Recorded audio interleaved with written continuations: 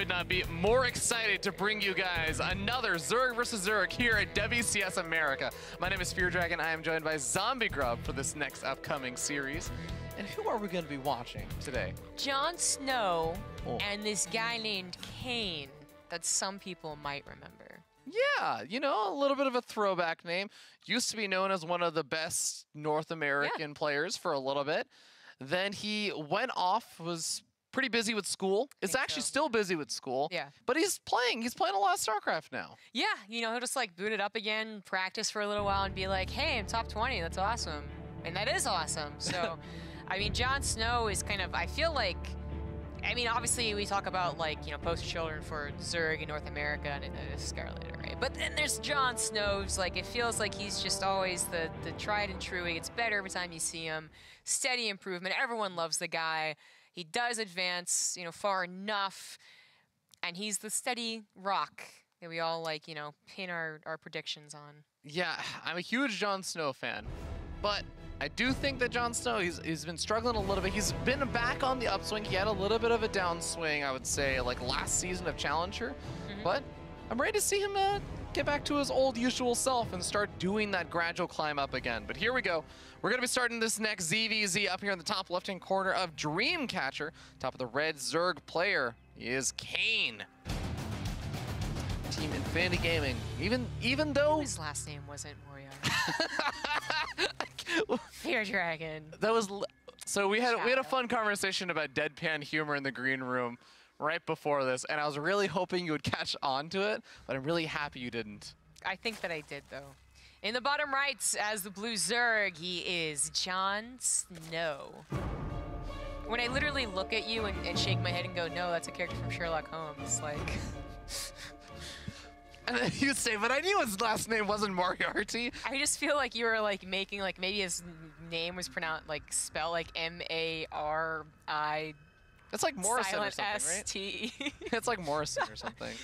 But no, it's very clearly not. Do you know what JonSnow's last name is? Snow.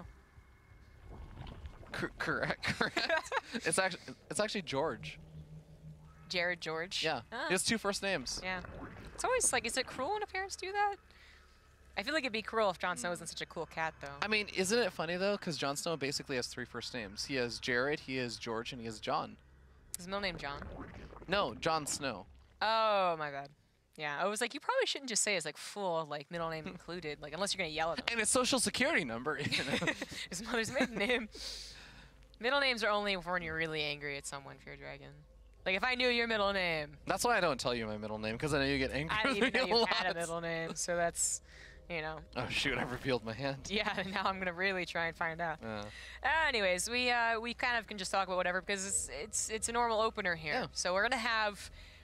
What, let's see, max number of ZvZs, 3 times 5, 25, 15, that's 15. My math is so good today, you guys. Earlier today I couldn't add 8 to 16, so just like super on point. But anyways, we actually might not see someone go for a pool first, even though these guys are also pretty well known for being aggressive.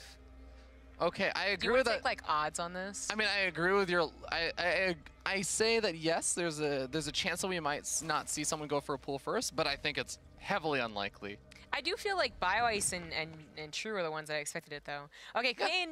So I was gonna go into how Kane does have his own interesting style, and even like I think there's even like old school style. This is a very fast lair, and he might just get a Roach for an evolution chamber. Wow, he's getting the lair at the natural, and guess what? Guess what JonSnow is not going to do? He's not going to poke up far enough to see the natural. Well, he sees an evolution chamber on the front, which I feel like if you're going to go for an evolution chamber this fast, on the front lines, you know, like hidden in the main, it kind of is like, well, you're probably going to get a Roach for it. Yeah. You're probably going to go there. Like, I can see where this is going. And then you check later on to see if they even got speed, which of course he didn't. Although, tricky Kane. That's +1 melee right there, that missile. Oh, okay, okay. Well, we'll see how this actually pans out, because he's got to use his lair for something then, because JonSnow, he did poke back in, and he did see the lair morphing. Okay, so he should know that the lair's there. He's going to see the Roach Warrant. This is all going to look a lot like Kane really just wants to go for a +1 missile attack Roach timing push with Roach speed, but the fact that, like you said, there's melee coming out really does suggest that Kane is trying to go for a bit of a bait and switch. You really don't see this trick that much anymore. Usually if people go for an evolution chamber for laying upgrades, they're not obvious about it, but they just, you know, they have evolution chamber in the main and they get scouted or something like that. It's not usually the trick roach horn at the front and all that. We still see occasionally the Spire trick behind this, but the melee one, oh, it's both.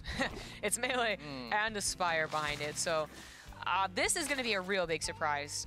Basically guaranteed JonSnow is not going to push out to actually punish this with how fast it's happening and how much he thinks it's going to be a normal game and how much he wants to get his own roaches. So Kane should get away with it. Yeah, JonSnow is going to be getting up his own lair, and he will have the potential to throw down some Spore Crawlers. And of course, if he is able to defend that third base, it's not going to be the end of the world considering how late Kane's is going to be. But also note, Kane doesn't get any roaches, and if JonSnow keeps poking, that will eventually, I mean, especially if he's able to get some lings and try and poke at the third, as a lot of Zerg players like to do, that might suddenly be like, wait a second, maybe, where are your roaches? So he's going to see speed, which I guess if you're going for straight roaches, sometimes you add on anyways, but that should be like, he should be clicking on them basically. And +1 is finishing in just 5 seconds here. So as he continues clicking, he's going to realize that he's been duped and maybe even like have more emphasis on that Overseer trying to scout if there is also a Spire. Right now he's dealing with drone losses, however. He was up by a good amount, so it's not too bad. Yeah, but the third base is really taking quite a bit of damage, and now the roaches are also going to get popped out over here and surrounded. Nice transfuse, just keep one of them alive for a little bit, and there's a lot of queens to make use of over here. They are starting to get surrounded, though. Transfuse is continuing to come down. He really needs those queens. Oh, boy. Dragon. 9 mutas are on the way. If he loses his queens, he loses more transfuses, he loses the sturdy units that kind of cover for the Hydras, which JonSnow is already on his way to, but that's part of the reason as to why he didn't have a lot of roaches right there. Although he did end up saving his third, you know, there's not a lot of mobile anti-air right now. Yeah, JonSnow has not seen the Spire, but I'm pretty sure he knows at this point. He's throwing down multiple Spore Crawlers. I actually like the fact that he has one so far out in front, as long as the lings don't just get us around on it immediately, or the mutas just don't pick it. Actually, you know what? I'm okay with this. I'm actually okay with this, because imagine if the Spore Crawlers in the natural or something immediately, and it just gets immediately picked off, but now drones are also dying to the Glaive Worm bounce and stuff. At least it buys some time. This is one of those predicaments we don't usually find anymore in ZvZ though, where the mutas are this fast and also in this high of a number. You didn't have to make emergency spine crawlers or emergency roaches, where this is really going to snowball. And while JonSnow is trying to match the Hydra count, that is a little bit hard to do with Glaive Worms and maybe even a +1 upgrade on the way for Kane eventually. I mean, he's got to always stay behind the Spore Crawlers, maybe if he gets a second one at his third. And the real big question is, how do you take your fourth while the mutas continue to harass everywhere? How do you defend your third when the mutas can harass like that, actually? There's only 3 Hydras here. That's when you need the second Spore Crawler. As the muta count really, it started off quite, like 9 is a very good number to have. It's 13, well, 12 now. Really, really solid. And the Glaive Worm bounces have been enough to... Mutas are actually trying to take a straight-on fight versus the Hydras, though. This is getting a little bit dangerous for Kane. It's still working out okay, but he loses a lot of these mutas. And remember, he's not making any roaches behind this. This is actually really bad. So I think that's a combination of focus fire from JonSnow, if you want to be like, you know, the good caster right now and just feel like that was nice. I think the Spore Crawler intentionally hit a couple of those low mutas, but it was also on like the critical side of being a caster. Kane just really overstayed his welcome. That was not particularly good muta control. Certainly wasn't like, you know, Brood War level, and he definitely overstayed his welcome and didn't even... I mean, I guess he eventually grabbed the third base, but that was a lot of lost mutas. Yeah, remember that Kane also got a pretty late third base as well. So yeah, of course his is going to now be finished up and JonSnow's isn't. But JonSnow at least got a little bit of mining time off his third. Oh boy, with the lings make their way into the main. The queen's not really at the wall or anything. He is going to be able to buy a little bit of time with his queen, but going to be suffering quite a few drone losses now. Oh yeah, quite a few. There's still +1 melee. Like, don't forget about that. So. This will continue to happen as well. So if it's not the main, the Spore Crawler too. It's not the main or the natural, then eventually it'll be the third or the fourth. Again, something that JonSnow really would need to get to. JonSnow is, I mean, he's in quite the predicament. Rona, you don't usually find yourself again nowadays in ZvZ, but I feel like the snowball is in favor of Kane. Oh, absolutely. I mean, if there aren't even that many, if there were enough roaches and hydras that were just building up during all of this, I would actually feel like JonSnow had a chance of counterattacking, but no, that's it. GG, Kane takes the first game with a very sly and tricky build and style. That was a very sly build. I mean, the +1 was unnoticed until the very last second, so that kind of started the snowball, and the Spire just timing out so perfectly with that +1, actually. Well, the Mutus popping perfectly, so that's what, killed the Spore Crawler. That was really tricky, and probably not going to happen again. No. But I'm really, really happy that JonSnow just tapped out. That is a very terrible, bad-feeling game when Mutas get out that fast. You didn't do anything to stall them out or force them to make roaches.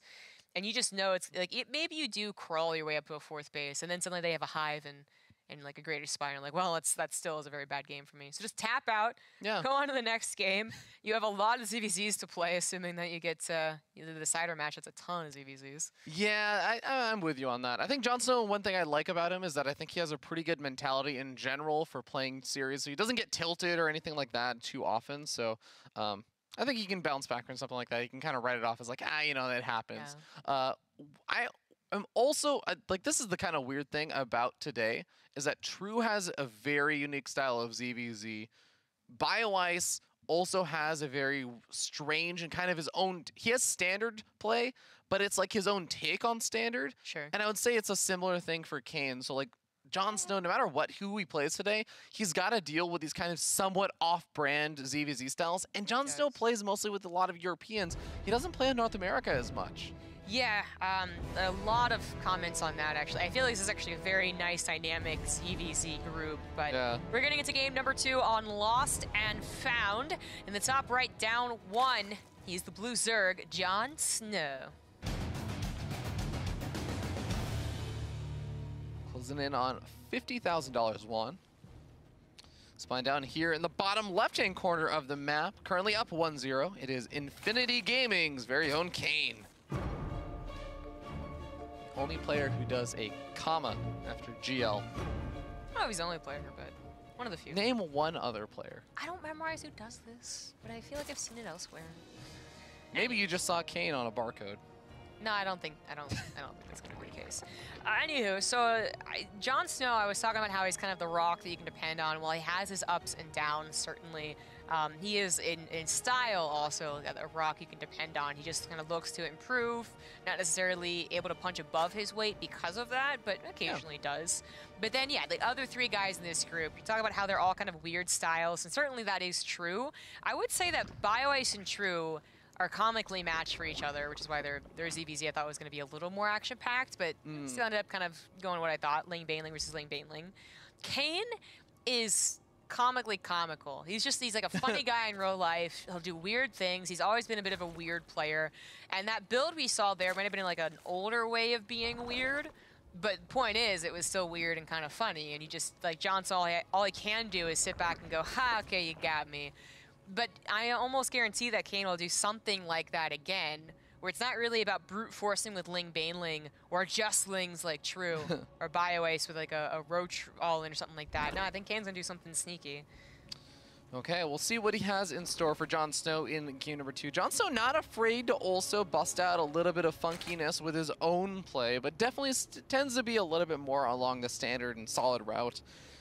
When we see JonSnow, this is actually like the funny thing. I like the way that you put it. Kane, I think, he has his own little comical style of playing things, and I feel like what makes this sort of comical is he does things to extremes. He's like the player that's like, I'm not going to go for a queen-based composition, like complementing roaches. He'll be the player that's just like, I'm just going to make 30 queens and attack you. He'll do weird stuff. Like, he used to do super weird stuff like that. He was really on board the weird parts of Zerg. Let's say when you went Mass Queen Spinecrawler against the Soul Train, he was like, I'm gonna eat that up and just continue using it. It's gonna be great. He was into the fast Spire play that Heart of the Swarm was, Muta versus Muta. Like I mean, I don't want to say he thrives in those weird conditions, because especially at his height of his career, he also had like really great like regular Muta Lane Bane, for instance. But I do love that he comes back into Starcraft. He seems to kind of like with ease, according to his Twitter, come back into the top echelons, and then also just keeps true to his style, keeps true to kind of having fun with StarCraft. Yeah, it's kind of funny then, because then we have someone like JonSnow, and I feel like the way that he does like to get a little weird is that he cuts drones a little bit earlier, and actually speaking of which, cuts drones a little bit earlier than a lot of his opponents, and just kind of will flood out units a bit earlier, not as an all-in, but just say, hey, this attack is coming maybe 30 seconds earlier than you thought, and you're not prepared for it. He'll get damage on it, and he'll kind of macro back out of it, and we'll see if that actually is going to be the case here, as he is sitting down about 5 or 6 workers, but he's got a few more lings in his opponent, and the banelings for Kane not really morphed in large numbers just yet. Only one. Yeah, Kane was taking a while to react to how many lings he saw. I mean, he has a couple banelings, but literally the one and then two in just a second here. So has to be very careful with how he uses it. Very careful with the queens to focus fire those little lings JonSnow sends forward. Kane goes for 1 evolution chamber. No Roach Warren quite yet. I don't know if he's like, you know, is too busy defending or what that'll lead to, but it's all about the ling baneling right now. All right, Queen is going to go down, but the banelings here for Kane are more than enough to connect. And JonSnow had morphed in these banelings aggressively, but he doesn't actually end up sending any of them forward. So just ends up retreating back, can use those defensively now for any kind of counterattacks that Kane goes for. But overall, it looks like that JonSnow kind of evens up the game with that. He forces out a few more units from Kane while he gets up some of his own drones behind it, and both of them get up the Roach ones around the same time. So Kane did go for the faster evolution chamber, and that was on purpose. He just figured he could hold and was waiting for the Roach Warren later. You see that more and more, I think, in ZvZ. Just they realize the +1, that's not something you can make up time for, but the Roach Warren, maybe you can buy time with lings. So that is on the way. So same for JonSnow, but his +1 is the big problem right now, as he went for both of his structures at the same time. And that's actually the biggest deal right now, as they both go into Roach versus Roach. Yeah, looks like a baneling run by into the main base. Softens up a bunch of these drones. Doesn't quite get the kill on them, though. JonSnow almost getting some good damage done. Almost. But, yeah, as you said, the +1 missile attack upgrade going to be starting up a little bit later for JonSnow. We'll see where things go from here. Overload speed also coming out here for Kane. Maybe a little bit faster than some other Zergs. I mean, some Zergs don't even like getting overload speed, I guess. Yeah. But, you know, there's that phase when you have enough Ravagers, you're just like, oh my god, please let my overlords live for a second here. But I would say that's kind of fast. That is a decent amount invested, and it is going to be a good investment. I was going to say, if JonSnow goes for a Spire, then it's a great investment. You're going to guarantee scout that, but usually an Overseer can do that too, so it's always like it. But certainly going to be able to scout that. It is one of those later Spires, though, more typical to ZvZ. Not necessarily about the element of surprise, but it's always nice when it does. All right, JonSnow also getting his own scouting information at the same time with his own Overseer, which is going to survive. But there's that speed Overseer for Kane. Cannot do anything about that. No. Spire gets spotted out, and ooh, Kane morphs in a drop Overlord. Back at home, just a single one. Could be for the Queens. We saw this in the European ZvZ group. Who was it? Was it a laser? I mean, I feel like I actually see drop Overlords for Queens quite a bit. Well, okay, yeah, but, well, context-wise, I think this is just going to be for, well, we'll see how much harassment he can do. Faster Hydralisk N, after seeing that there was a Spire, he's not going to go for a big Roach swell to try and delay it or deny it. He's going to have such better upgrades, though. He's going to be so much farther ahead in the 2-1. This Spire has to do more than kill a couple Overlords. Okay, a couple of Roaches are being caught in the middle of the map over here. JonSnow getting some really, really nice trades. Even though he's down the upgrade right now, it's about to finish up. But is he going to regret engaging so much before his upgrade finished? Yeah, well, he saw he had Roach speed, I guess, and he was hoping that there weren't any reinforcements for Kane, but that just wasn't the case. Both players have their 4th bases down. Kane's going to have enough Hydras to deal with the Mutas, maybe a Spore Crawler here and there so they don't surprise attack a unsafe mineral line, but I feel like Kane is in, I mean, he's down in workers, and they're both on 4 bases, so 74 workers are actually doing work here, but Kane feels like with the upgrades, he's in a much better position. Yeah, I mean, the upgrades make things a lot better. There's not an overcommitment to the Mutas. It's just 6 or so he can go after some of the Overlords, shut down some of that map vision, and then maybe he utilizes some of that to try and take a bit of a lead. Corrosive Bile, just a single Corrosive Bile, enough to push Kane back.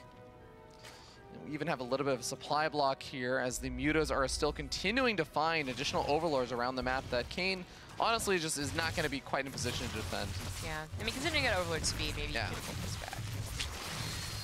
Attack on the left side's cleaned up, right side is denied. Kane once again supply block though, but here are his upgrades. So it's 2-1 Roach Hydra. Now, if you can get maxed out faster than the person getting Roach Hydra, then 20 more Roaches is still gonna, you know, do better work than the Hydra DPS. But if it's even to even, and you have the upgrades on the Hydras too, their DPS should just be so much better. These supply blocks on Kane are actually getting pretty annoying, because I think that's maybe like the 3rd or 4th supply block that he's gotten. Now we have 6 Overlords that are gonna unsupply block him, but... Yeah, that took a while. Attack actually going in here, but again, the upgrades are here. Hydras are here. They are eating some Corrosive Biles, though. Yeah, still not a huge fan of this, though, for JonSnow. Even with the Corrosive Biles starting to connect toward the end, a lot of the Ravagers, if he can get out of here with the Ravagers, I would like this more, but I think he's going to end up losing at least a few of them. Yeah, that's, like, he quickly lost the hardiness that is his Roaches, and again, they don't have the upgrades, so the Ravagers were just... I mean, easy pickings. And now Kane's Hydra's going to have both their upgrades as well. More Overlords go down. I was going to say, I feel like Kane initially was letting them die just to make sure he didn't get surprised by Roaches. But now it's kind of getting silly.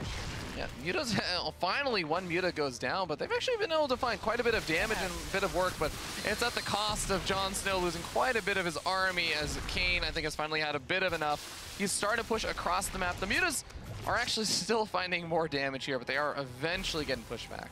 Kane feeling pretty confident. I mean, he just ran through all of those Corrosive Biles, and he should be, considering his upgrades. But now the upgrades have evened up, and you got to be a little worried. Now maybe a concave from JonSnow will be enough to push past the army supply difference.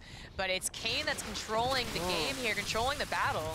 Yeah, I mean, it is now going to be about the fact that JonSnow has a lot of these Ravagers versus a lot of Hydras, but Corrosive Biles are going to be so important for JonSnow to land, and he's just not really able to land the ones that it feels like he needs. I mean, he needs a lot of Corrosive Biles, basically. There's so many Hydras still protected by those really hardy Roaches, and JonSnow is going down in supply. He's being pushed back into his natural, so all of his reinforcement lines are going to be obstructed, and this does seem like it's going to be Kane's 2-0 to take.